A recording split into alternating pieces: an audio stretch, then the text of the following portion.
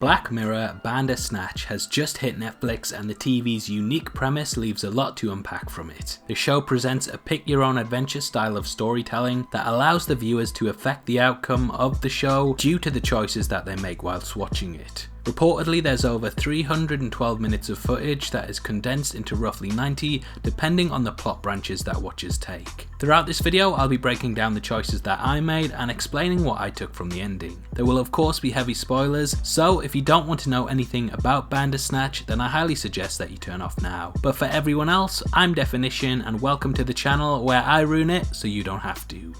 Set in 1984, we follow Stefan, a game designer who is showcasing his game Bandersnatch based on the book of the same name. We watch him start the day by smiling because he chose sugar puffs, and then the now to, which is of course the right thing to do, as this allows us to hear the Eurythmics and start the day off on the right track. Upon reaching the game design studio, we see a poster for Metalhead, which of course ties into the Black Mirror episode of the same name and confirms that this was indeed a computer game as many viewers theorized. Stefan then showcases his game Bandersnatch, which too revolves around choices similar to the episode itself. Stefan accepts a job offer from the company, and we flash forward 5 months and see that Bandersnatch is receiving extremely negative reviews. Stefan defiantly states that he wishes to start again, and we are transported back to the beginning. Aware of the outcome now, Stefan refuses the offer to work with a team and instead states that he wishes to complete the project from home alone. We then join the character in therapy discussing his mother's passing, which I decided to talk about openly. We learn that after Stefan couldn't find a child's toy that his father hid, he refused to go with his mother and she was killed on a train that derailed. Stefan feels guilt but also blames his father for hiding the toy.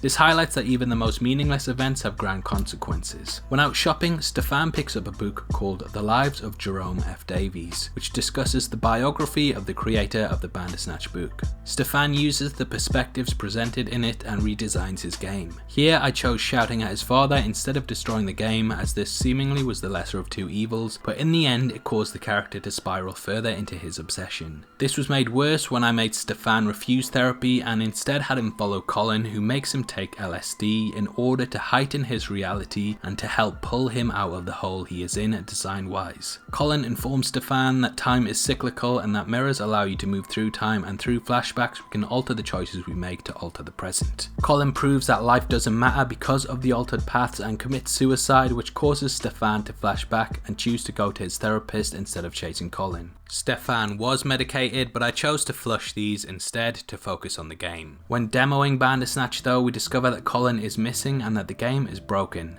However, there was a mysterious package left behind by Colin. This tape discusses the life of Jerome, who like Stefan became obsessed about branching paths of reality and became completely swept up with murdering his wife. Stefan nearly destroys his computer but refuses to, which eventually leads to him discovering a password encrypted computer. I incorrectly entered the password, which caused the situation to reset, and when trying to destroy the computer once and for all, I could not. Stefan realizes that forces are controlling him and questions what they are. The show then completely breaks the fourth wall and states that we are on Netflix watching him, and we attempted to explain this but failed to. This caused Stefan to fall further into therapy as he attempted to understand the scenario. Stefan then ramps up the action when tempted to and throws coffee in his therapist's face before fighting her and his father. This caused the timeline to reset and we hid that we were Netflix, but it still caused Stefan to realize that he was not in control, which allowed us to make the choice to kill his father. We then chopped up the body and had a breakthrough with the game that allowed Stefan to finish it by only giving the player the illusion of free will. The game then receives rave reviews and we flash forward and discover that Stefan was arrested shortly after its release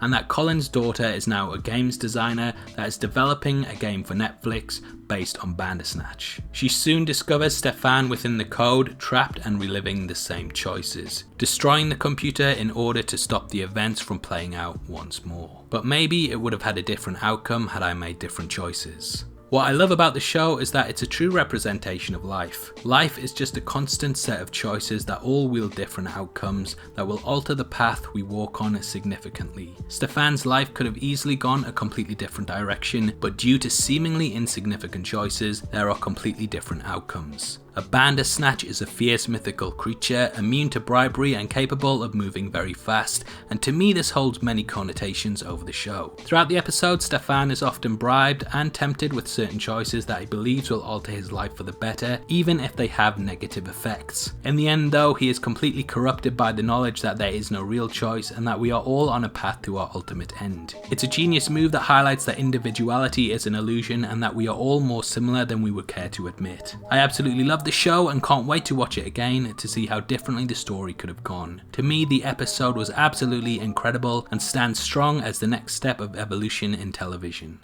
So, what did you think of the Black Mirror special? Did you enjoy it and what ending did you get? Comment below and let me know, and if you enjoyed this video then please like it and check out my breakdown of Bird Box, which will be linked at the end. Netflix blocked the video twice, so I've lost quite a lot of views on it and I've had to start again each time, so I massively appreciate just one click on it. This is a channel for people who are hardcore into horror, so if that's the kind of thing you like, hit subscribe. Thanks again for taking the time to watch this. I've been Definition, you've been the best, and I hope you have a great 2019. Take care, peace. Speaking of great choices, you should make the choice to just click that subscribe button. Go on, just click it, go on. Stefan would do it. Peace.